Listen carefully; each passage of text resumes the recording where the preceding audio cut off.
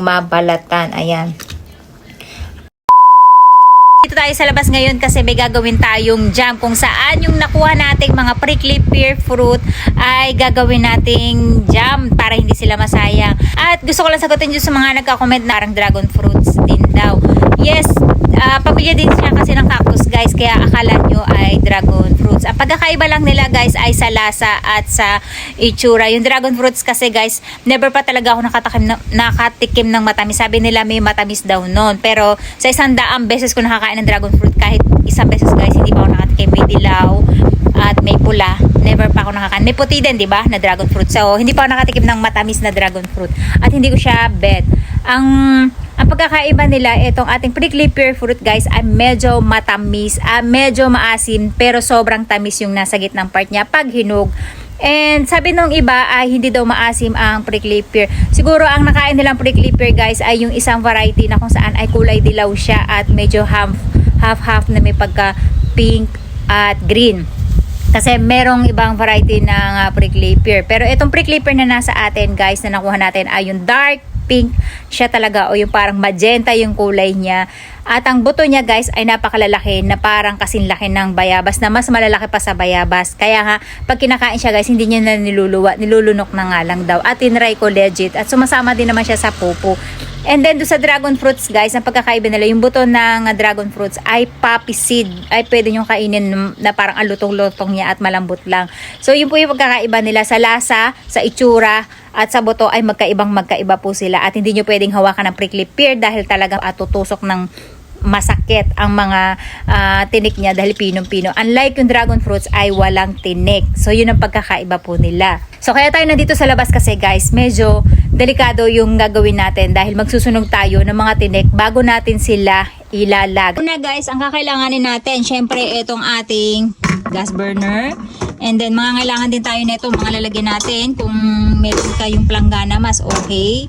Dahil dito natin ilalagay yung ating mga nahugasan na at nasunog na prickly pear. And mas maganda guys, dito tayo sa semento gumawa para masusunog natin siya. Syempre hindi mawawala guys yung ating tong at yung ating mga prickly pear. Ayan, nakikita nyo guys, ang gaganda ng kulay nila, pero hindi natin mahawakan yan dahil napakasakit talaga guys ng kanyang mga tinik pag tumusok yan sa inyong kamay. Gagawin natin guys, maglalagay lang tayo ng tubig dito sa ating planggana para kayo nang lagay lang dito.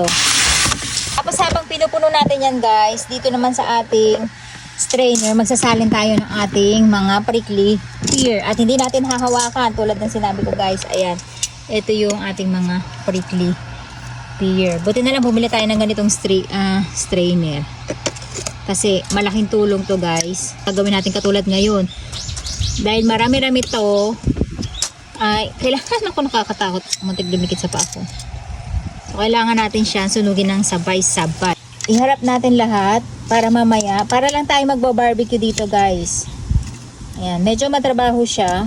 Etong gas burner naman natin, sunugin natin yung kanyang mga tinik. Kaya dapat talaga sa labas ng bahay ginagawa kasi mahirap na guys. At napakalakas na hangin ngayon. Nakikita nyo, yung mga tinik niya nagliliyab. So importante guys na masunog natin yan. So pagkatapos yan guys, ay babalik rin naman natin siya para yung kabilang tinik naman niya yung ating masunog. Ayan, ang trabaho, diba? Kaya maganda strainer talaga yung gamitin yung ganito guys kasi pwedeng malaglag yung kanyang mga dumi pa sa ilalim, yung mga tinik-tinik niya. Ayan. So eto, check lang natin. Better guys na isahin natin siya. Ayan. Para sure. Okay.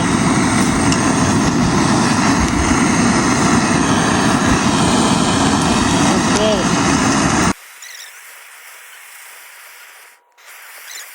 So ayan guys, yung ating na hugasan na after natin masunog. Ito yung nasunog na natin. So binababad lang natin. And then kakanawin natin siya para matanggal pa yung mga nakadikit na tinik sa kanya. To make it sure lang guys. Ayan. Kasi may mga pino pa yan.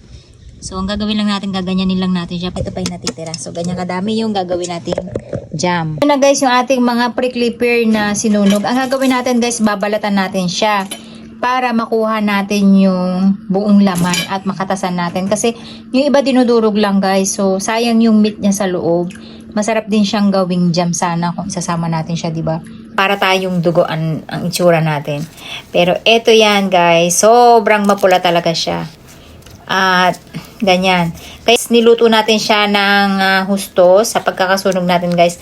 Kasi para madali natin siyang mabalatan. Ayan. At para masama natin yung meat, 'di ba? Kasi para tayong nag-o-opera, ayan.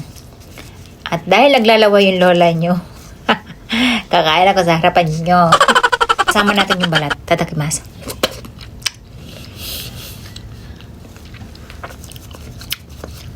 Up. Maasim na matamis kaya sarap. Madami-dami yung gagawin natin guys. Ganyang kadami. Ayan. At ito na yung nabalatan natin. Ito yung ating binalatan na prickly pear. Kung makikita nyo, napuno natin yan kahapon. Kaya lang habang naglalakad ako dito, papak tayo ng papak dahil napakasarap talaga niya guys. Lagay lang natin to. Pink na pink. Gagawin lang natin guys ay ipipress down lang natin gamit itong pang mash. So dahil hindi pa siya masyadong naluluto, medyo matigas pa siya. Tapos, hindi muna natin ito lalagyan ng asukal guys. Kailangan kasi makuha natin yung mga buto niya. Sasalain pa natin siya mamaya. I-strainer muna natin siya.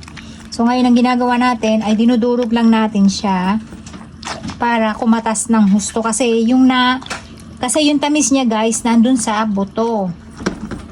Kaya pinapakatas natin. Ayan.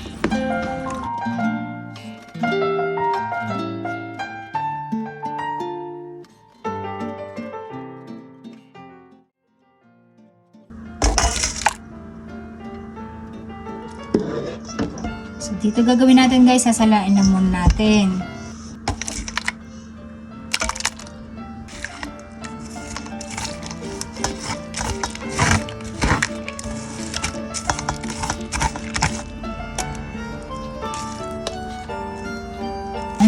So, press lang natin. So, yung meat niya, nakita nyo, ginigiling ko.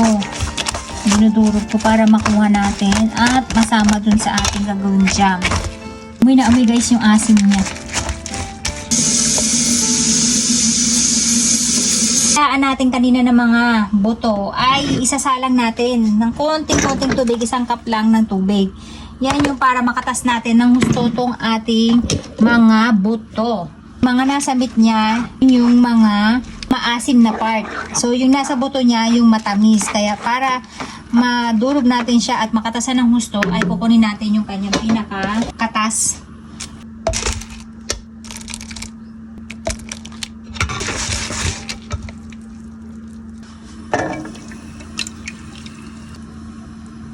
At siniguro natin yan guys na walang buto. Alam nyo ba guys na napakayaman sa antioxidant nitong ating jam na gagawin, kaya pwede nyo siyang gawing face mask. Ayan. Hihintayin muna natin siyang kumulo ng kumulo hanggang sa siya ay lumapot. Gagawin natin 1 kilong asukal yung ilalagay natin. Ayan. Juice na juice talaga. Purong juice talaga yung lasa niya guys. Tinaan lang natin yung apoy kasi baka umapaw. So, kanina guys, purple pink siya or yung magenta pink. Pero ngayon, ayan, naging pulang-pula na yung kulay niya. Ito yung kulay niya nung una. Ayan, nakikita nyo na paganda, diba? Magenta pink. Pero, naging red siya after natin siya mapakuluan ng husto. At, hintayin lang natin na maiga siya ng konti. Then ito guys, nakita nyo to, nakabili tayo sa Daiso ng, alam nyo ba dun sa ibang Daiso guys, 1 piraso nito piso, pero ito nabili natin ay piso 2 piraso, kaya napakamura na niya. Kaya ang ginawa ko, binili ko na lahat. At ayan nga, yung paglalagyan natin, 10 piraso yung nabili natin na ganyan. So yung iba, pan chili paste natin. Makakit ng bote na to, kung makikita nyo, plastic yung kanyang cup. So, ayan na guys, yung ating mga bote na hinihintay lang natin kumulo at pinakukuluan natin. Saka natin to ilalagay itong mga plastic after. Hindi natin siya pakukuluan ng kasama nitong mga bote ng matagal kasi nga plastic lang siya. So, possible na masira yung ating mga takip. So, didip lang natin siya pag kulong-kulo na yung ating tubig. Ito guys, yung sa buto natin na pinagsalaan natin ng buto kanina. Ang gagawin naman natin ngayon ay, dahil maganda daw sa kutis to guys, at antioxidant, ayan. Ilalagay naman natin siya dito sa ating bathtub. Ang pangit ng itsura niya. Para siyang inuna ng bata. So, ayan guys, magbabatag tayo. Ito yung net. Kapag bumibili ka ng sibuyas dito sa Japan, may kasamang net. Ayan. So, tinanggal ko yung sibuyas, saka natin siya nilagay dito kasi magandang pananan to. Kapag nagbabatag tayo guys, madalas nag-herbs ako. Nilalaga ko yung mga herbs, yung marigold, rosemary, green perilla, red perilla, yung ating basil. So, yun pinagsasama-sama ko sa net na ganito guys. Tapos, ano natin sa bathtub, pang relax. Ayan, oh, di ba? Wala nga lang siyang amoy. Pero sabi nila, antioxidant daw kasi to. Kaya magagamit natin to for 2 days. Binuhol lang natin siya maigi guys, para hindi siya sumuka. At ang ganda ng net na to kasi ayan o. Na sasala niya talaga yung mga buto. And then pipisil-pisil lang natin guys para lumabas yung kanyang kulay at katas.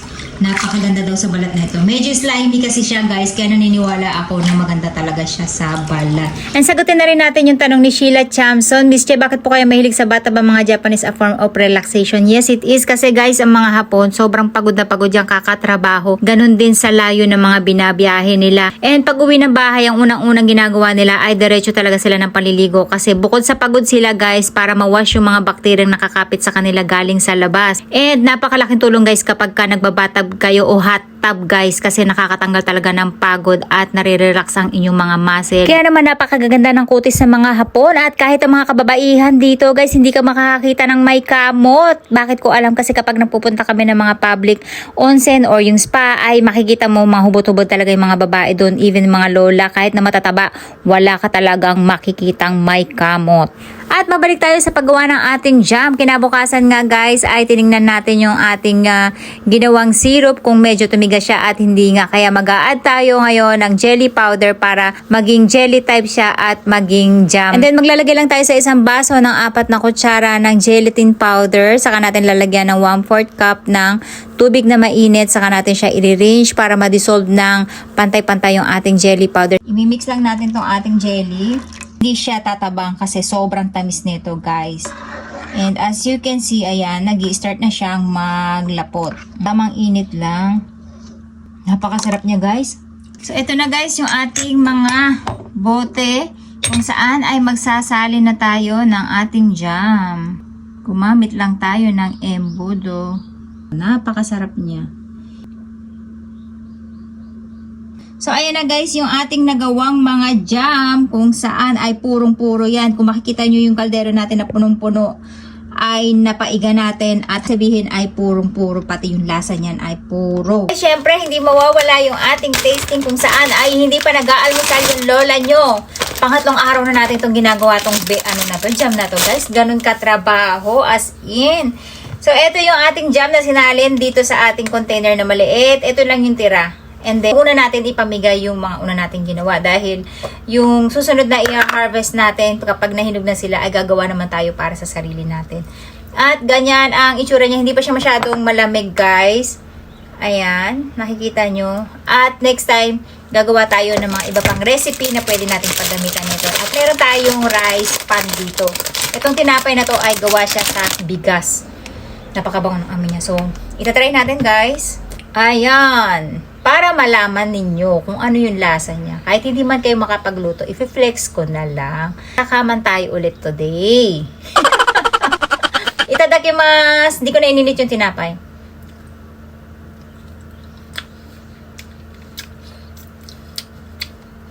Guys, napakatipid yung gamitin kasi sobrang linamnam, sobrang tamis, sobrang asim, sobrang fruity yung kanyang lasa. At nahihirapan tayong palaputin siya guys kasi yung sa jelly, napakadami ko nang nilagay na jelly, hindi pa rin siya talaga lumalapot. So, pag magpapahid kayo guys, yung sa pagbibigyan ko ay tipirin nyo lang asin, ganyan lang guys. Napakalasang lasa niya na.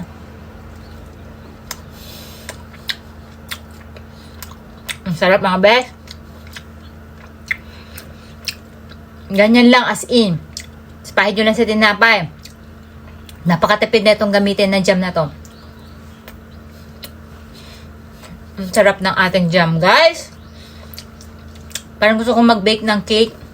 So, ito yung pang dressing ko sa kanya bago natin lalagyan ng whipped cream. Naku, ang sarap. Itong jam lang ang dinilaan nyo. Ang malalasahan nyo sa kanya, para siyang sweet tamarind. Pagka nilagyan nyo sa tinapay, malalasahan nyo ay strawberry jam.